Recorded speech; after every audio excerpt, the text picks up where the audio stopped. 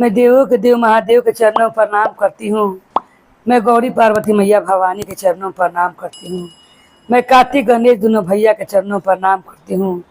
मैं सभी देवी दुर्गा के चरणों पर प्रणाम करती हूँ।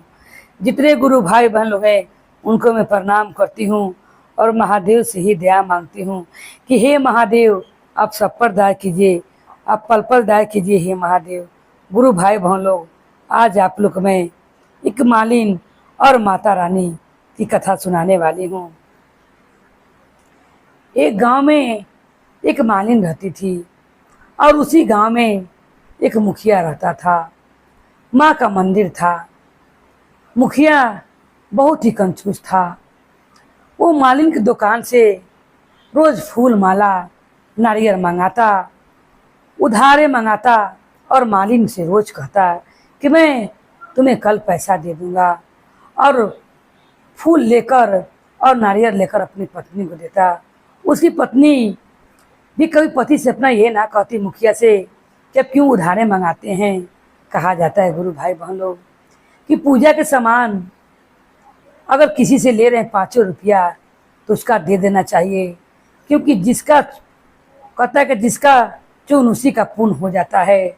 वो मुखिया तो रोज रोज पूजा करता था और अपने गांव में कहता था कि मेरे पत्नी एक दिन बिना पूजा किए हुए खाना नहीं खाती है। ये बात सही था। उसकी पत्नी मुखिया के रोज माँ के मंदिर में जाती थी। अपने पति के पद को रखने के लिए रोज माँ से विनती करती थी कि मेरा पति ऐसे मुखिया के पद पर से ना हटे। मगर रोज तो ये करती थी, मगर जितना फूल माला और नारियल चढ़ाती थी माँ के मंदिर में, गुरु भाई बहन लोग, वो सब उधार का था, क्योंकि मुखिया तो पैसा देना ही नहीं चाहता था। एक दिन मालिन अपने बेटे को भेजती है मुखिया घर और कहती है कि मुखिया जी ही 1000 रुपया हो गया है, फूल माला का और नारियल का रोज उधार ले जाते हैं। जब पैसा मांगने जाती हूँ तब वो कहते हैं कि कल दूंगा कल दूंगा। ऐसे कहते कहते वो 1000 रुपया कर दिए उधारे। जाओ बेटे और जाकर मुखिया जी से पैसा मांग कर ले आओ। जब माली का बेटा जाता है मुखिया यहाँ पैसा मांगने और कहता है कि मेरी माँ ने आपके पास जो अपने फूल नारियल उधारे मंगाए हैं उनको लिए पैसा माँ मांगी है। मुखिया कहता है ये बताओ कि मैं तुम्हें रोज कहता हूँ जो कल दूंगा, आज मेरे पास पैसा नहीं है, मैं तुम्हें कल दे दूंगा, जाओ। जाकर बेटा कहता है माँ मुखिया जी ने पैसा नहीं दिया और उन्होंने कह दिया कि मैं कल दूंगा। मालिन बहुत दुखी होती है और माँ के मंदिर में जाके कहती है कि हे माँ, मेरा यही हम लोग का ही बिजनेस है, फूल बेचना, नारियल बेचना, आपका प्रसाद बेचना। अगर लोग ऐसे ही बाकी लगाते रहेंगे हे माँ, और ये मुखिया जी तो गांव का मुखिया हैं तो बहुत इन्होंने अत्याचार कर दिया है। इन्होंने बेईमानी करने के लिए इनको सूझ गया है। ये कभी भी फूल और नारियल का पैसा नहीं देते हैं और उधारे आप पर लाकर चढ़ाते हैं हे माँ। माँ सोचती हैं कि इतना श्रद्धा से पत्नी पूजा करने आती है, मगर सारा पुण्य तो मालिन कहीं जाता है, क्योंकि कभी इसने फूल नारियल का पैसा दिया ही नहीं है। उधारे लाकर पान फूल सब चढ़ाता है।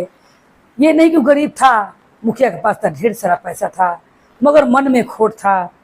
वो अपना धाक जमाना चाहता था और मालिन को पैसा नहीं देना चाहता था। मालिन कहती है और उसका बेटा कहता है कि कल से अगर मुखिया जी फूल लेने आएंगे तो उधारे नहीं दूंगी, सब गांव के लोग के दूंगी, मगर उन्हें नहीं दूंगी, क्योंकि 1000 रुपया हो गया है और वो दे नहीं रहे हैं। मुखिया जी फिर बीने वेला जाते हैं और जाकर कहते हैं तेरे कुछ पूजा के सामान दे दो और फूल माला दे दो। मालिन कहती है पहले के जो पैसा बाकी है, उनका बेटा भी कहते हैं कि पहले के जो पैसा बाकी है वो मुखिया जी दे दीजिए, उसके बाद आपको मैं फूल माला देता हूँ, नारियल देता हूँ। मुखिया जी कहते हैं अरे पैसा मेरे पास नहीं है, मैं तुम्हें एक के हाली सब पैसा दे दूंगा। उनका बेटा कहता है आपको कुछ नहीं मिलेगा, आप चले जाइए, आज से उधार बंद है। मुखिया की बात पर बहुत क्रोध आता है और वो क्या करता है कुछ अपने आदमी को भेजता है और मालिन की दुकान में जितने फूल नारियल रखते हैं वो सब उसका आदमी जो जाता है सब जाकर छीट उड़ देता है और छीट उड़ के सब नारियल पटक पटक कर वहीं फोड़ने लगता है और कहता है मालिन को, मुखिया कि अब तुम्हें मज़ा आया, तुमने एक नारियल और माला देने से मुझे मना कर दिया था, लो तुम्हारे सारे नारियल यहाँ पर बर्बाद हो गए। मालिन रोती है और रो के माँ से कहती है, हे माँ, क्या गरीब के कोई महत्व नहीं है? क्या ये गरीब दुनिया में खा कमा नहीं सकते हैं? हे माँ, मैं आपको फूल और नारियल बेचकर अपना घर का गुजारा करती हूँ। हे माँ, मैंने आपसे कभी भी कुछ नहीं मांगा, अपना परिवार का सुख मांगा है। क्या आप मेरे परिवार पर कृपा बना कर रखिएगा हे माँ। इस दुष्ट मुखिया ने क्या किया और मुखिया कह कहता है कि कल से दुकान खुलना नहीं चाहिए और सारा फूल माला छीटकर और उस दुकान को तोड़ फोड़ कर चला आता है। माता रानी अपने शेरू से कहती है, हे शेरू, तुम जाओ और जाकर मालिन के यहाँ किसी बहाने से तुम मालिन के रहो और जब ये मुखिया का आदमी वहाँ जाए तुम लोग के रास्ते पर ले आओ।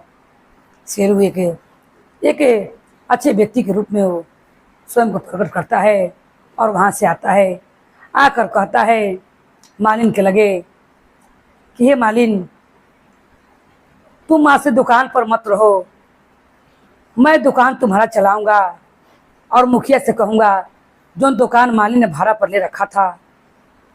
शेरू कहता है कि दुकान तुम्हारा ही रहेगा मगर मैं चलाऊंगा और मैं तुम्हें आधा पैसा दूंगा क्योंकि मुझे भी काम की बहुत ज़रूरत है। मालिन कहती है कि ठीक ही कह रहे हैं, हम लोग तो मुखिया दुकान चलाने देगा नहीं क्योंकि पूरा गांव के लोग उसी की तरफ है, किसी भी डरे उसे बात नहीं करता है, मुखिया से कोई भी डरे बात नहीं करता है, क्या कि इसलिए कि कोई भी काम कराने जाएगा तो सहाय नहीं करेगा। इसीलिए हम लोग अपना दुकान इसे भले आदमी को देते हैं जो नहीं आधा पैसा तो बेचारा देंगे। वो दुकान वो शेरू चलाने लगता है। तब वो आता है फिर मुखिया और कहता है कि यहाँ पर तो मालिन का दुकान था, अब तुम यहाँ पर दुकान चलाने आए हो, मुझे उधारे माला और नारियल चाहिए। तब वो कहते हैं कि मैं पूजा के लिए रोकूंगा नहीं, मैं तुम्हें नारियल माला जरूर दूंगा, मगर तुम्हारा मन में खोट है। अगर सच्चे मन से तुम गरीब रहते, तुम्हारे पास पैसा नहीं रहता तो मैं तुम्हें माला नारियल रोज देता, मगर तुम्हारे पास कोई चीज़ का कमी नहीं है, फिर भी तुम गरीब आदमी को सताते हो और उनसे जोर जबरदस्ती कर कर सामान लेते हो। ये बताओ कि सब यहाँ नहीं चलेगा। तुमने पहले भी मालिन के 1000 रुपये रखे हुए हो और उन्हें दिया नहीं है, मैं तुम उधारे कुछ भी नहीं दूंगा। माता रानी ने शेरू को समझा कर दिया था। तब मुखिया कहता है कि अभी तुम्हारे दिमाग को ठिकाने लगाता हूँ, घबराओ नहीं। जैसे मैंने मालिन को दुकान को तोड़ फोड़ किया था और उसे दुकान छोड़ना पड़ा, तुम्हें भी दुकान छोड़कर भागना पड़ेगा। उधर लुक कर मालिन सब देखते रहती है। इतने में जैसे मुखिया का आदमी उस शेरू को मारने के लिए हाथ लगाते हैं, वो तो शेरू रहता है शक्तिशाली। वो क्या करता है कि एक हाथ में नचाकर वो दोनों पहलवान को धूल चटाता है और वो दोनों पहलवान को खूब पीटता है।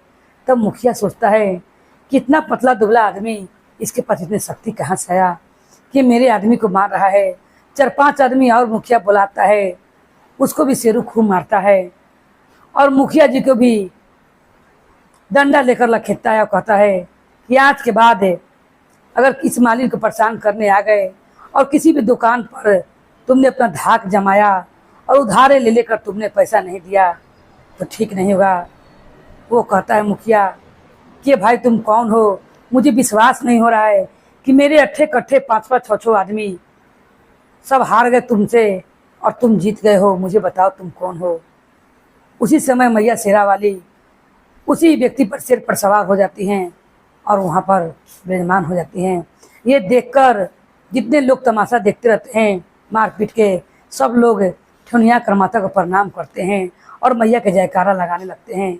मालिन आकर माता को नमन करती है और मुखिया भी अपना गलती के क्षमा मांगता है और कहता है कि हे माँ, मुझसे बहुत बड़ा गलती हो गया, आपने अपना शेरू को मालिन को रक्षा करने के लिए भेजा था।